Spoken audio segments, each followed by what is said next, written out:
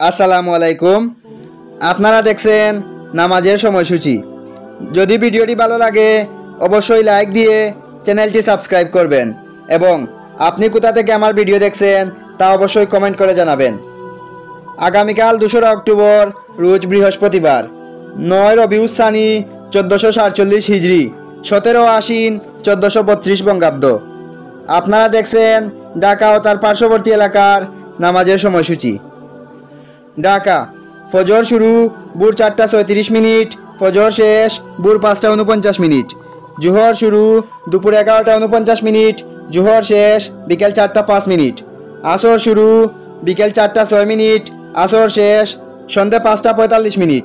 মাগরিব শুরু সন্ধ্যে 5:48 মিনিট, মাগরিব শেষ রাত 7টা। ঈশা শুরু রাত 7:01 মিনিট, ঈশা শেষ ভোর 4:30 মিনিট। আগামীকাল সেহরির শেষ সময় ভোর 4:35 মিনিট, ইফতার সন্ধ্যে 5:48 মিনিট।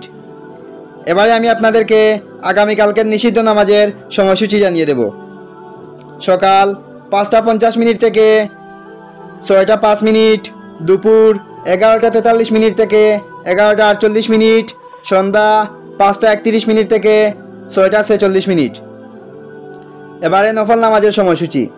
তাহাজ্জুদ রাত 9:52 মিনিট থেকে ভোর 4:34 মিনিট, ইশরাক ভোর 6:06 মিনিট থেকে দুপুর 11:42 মিনিট, চাশত ভোর 6:06 মিনিট থেকে দুপুর 11:42 মিনিট।